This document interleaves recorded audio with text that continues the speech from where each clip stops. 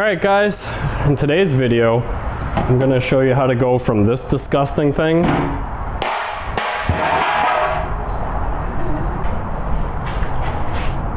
to that.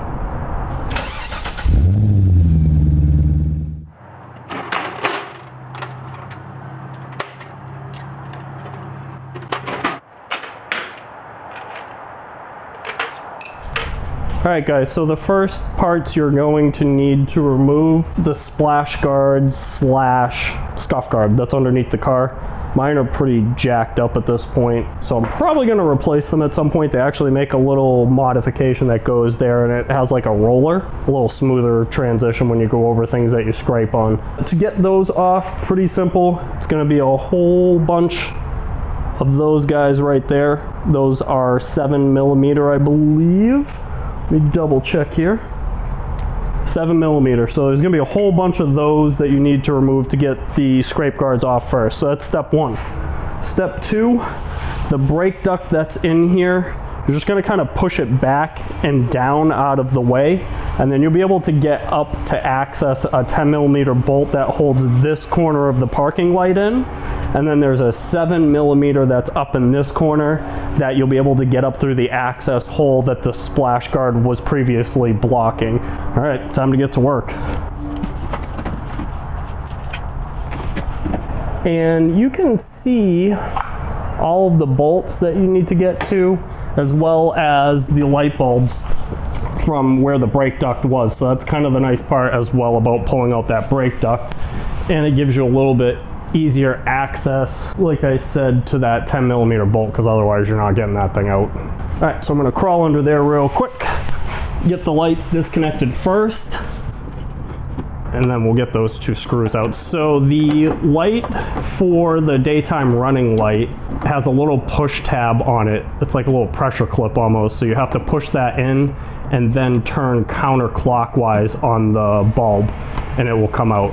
And then the little 194 style corner light, that one doesn't have any clip or anything like that. You just turn that one counterclockwise like a quarter of a turn and it pops right out. And luckily, I kind of know where these bolts are, so I don't really have to get way up in there, because I've actually had these out already to change over to the LED switchback lights for the daytime running lights and LED corner lights as well. But when I did that, I discovered something that I was none too pleased with, and I'll show you that later. Like I said, 7mm up in this back corner, and then a 10mm up in that front corner.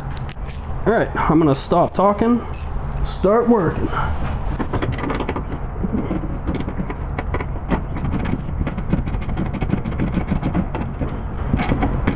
And as always, these bolts are 4 times longer than they need to be. God forbid we make a fastener an appropriate length for the thing it's holding in. And you finally get the thing all the way out and you look at it and you're like, oh, that's why, because it's that long. And when I show you what it was holding in, you're gonna be like, why in the world did they make it that way? Now I'm gonna flip around and get that 10mm out. Good.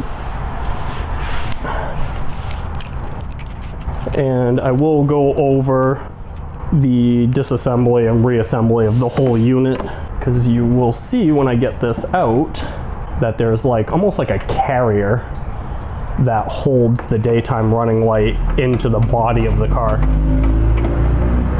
And there goes my neighbor in his extremely loud Honda CRX. Blast from the past.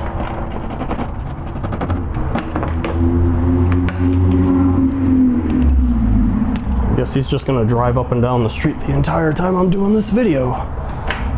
Thanks, buddy. It'd be one thing if it was something that sounded halfway decent. That just sounds like a coffee can full of pissed off bumblebees. All right, we've got our prize.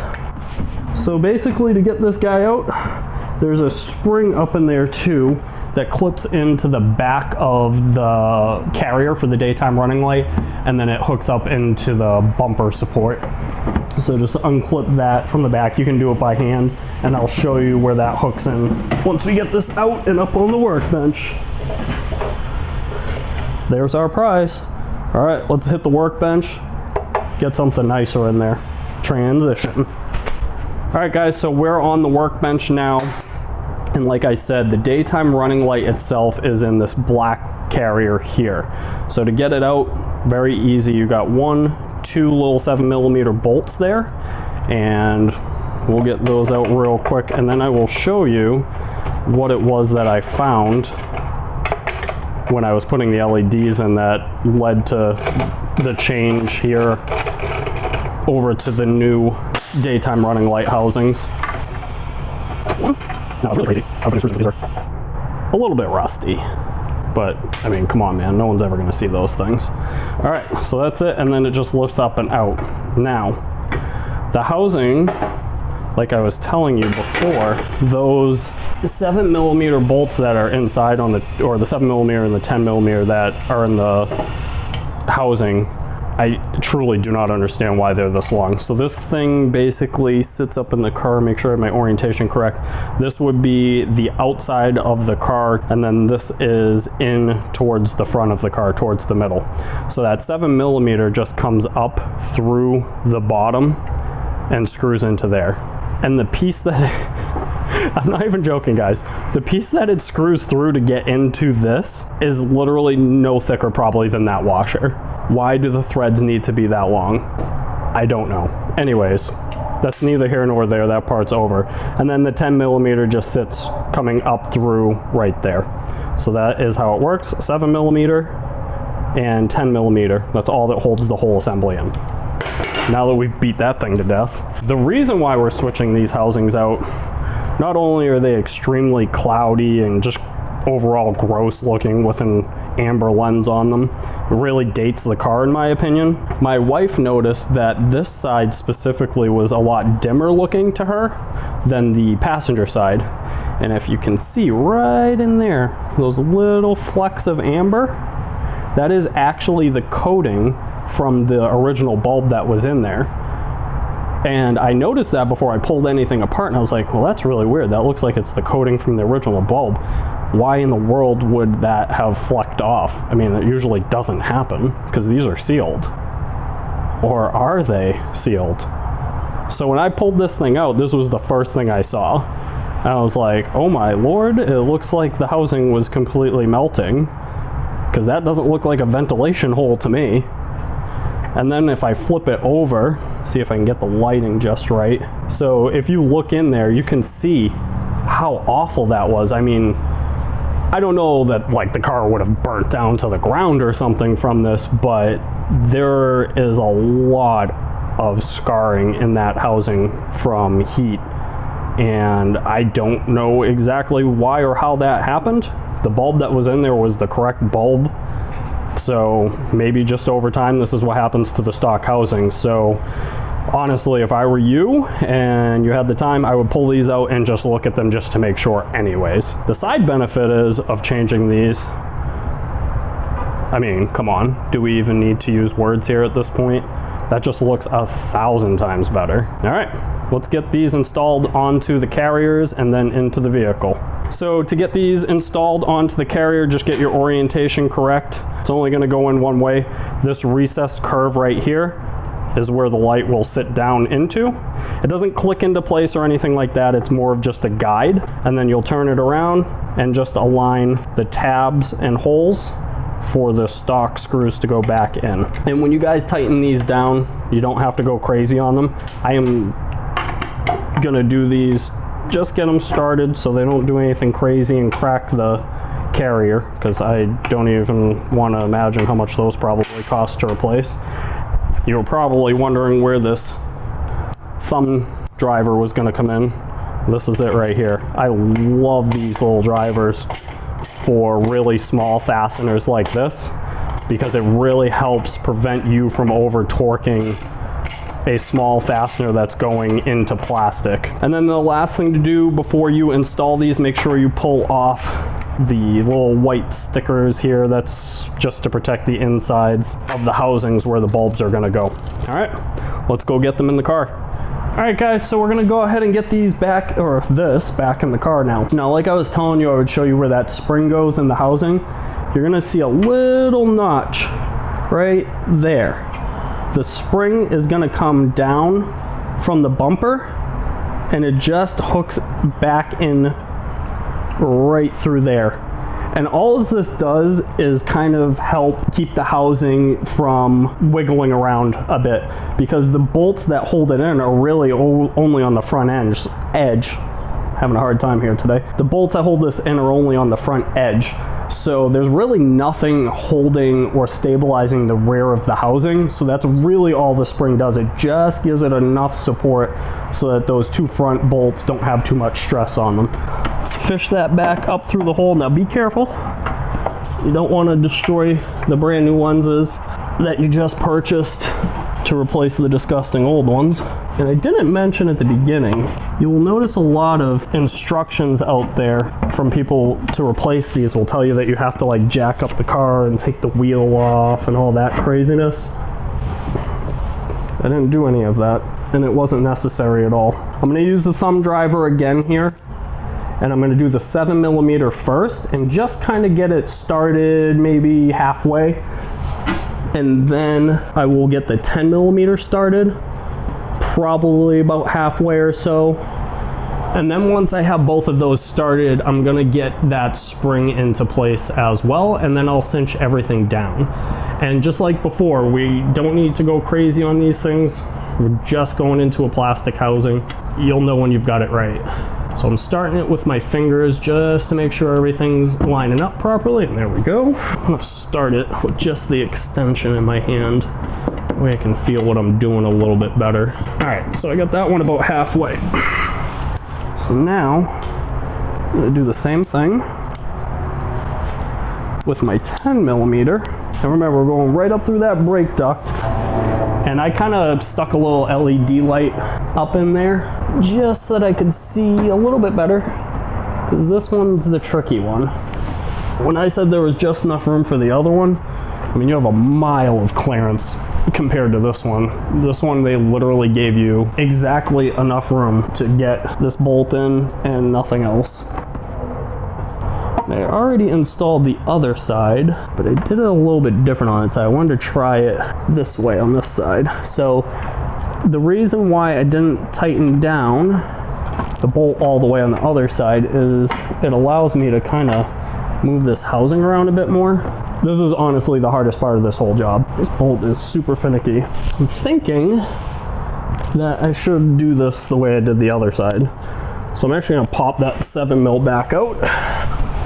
And as the channel motto states, I like to try to do things wrong for you guys on camera whenever possible, so you don't have to.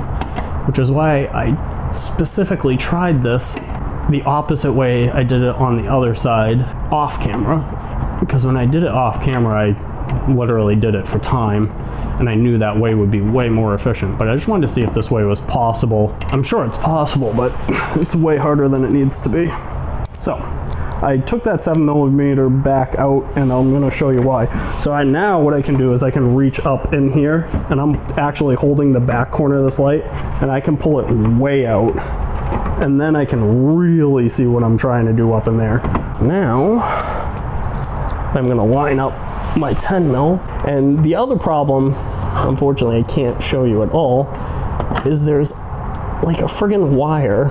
The wiring for the lights runs like right in the same area where that 10mm goes. So it's like you gotta fish it around the wires. You barely have enough space for the tool to even get in there to begin with, and then get it lined up perfectly in the tab on the bumper and then through the DRL housing carrier. It's kind of crazy. All right, but we got it now. So I got it lined up. So now I can get my tool on it. And this is specifically why you got to get that brake duct out of the way. There's just literally no other way you would ever get in here. So don't even attempt it. And you're going to see this housing move around a ton, but that's fine. It's able to pivot on that 10mm this whole time, so it's not going to damage it all. And like I said, I'm not running it down all the way right now, just until I had a little bit of tension on it.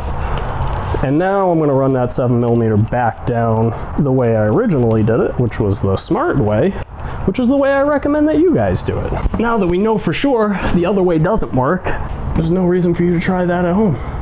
All right, so I got that one started by hand. So now let's run it down with the socket on the extension by hand. All right, so the next thing I'm gonna do is I'm gonna get that spring up into place. Now, there's a tab that's kind of like up probably in about this area or so, and it just comes out of the bumper cover. And there's just a little tab in there, and this has to hook in with the hook going towards the front of the car. If you do it the other way with the hook facing away from the car, you won't be able to hook it into the housing because both ends of this hook face the same direction. Personally, if I was one who had made this hook, I would have had them face opposite ways because then it would have more tension on the spring and it would be less likely to ever fall out.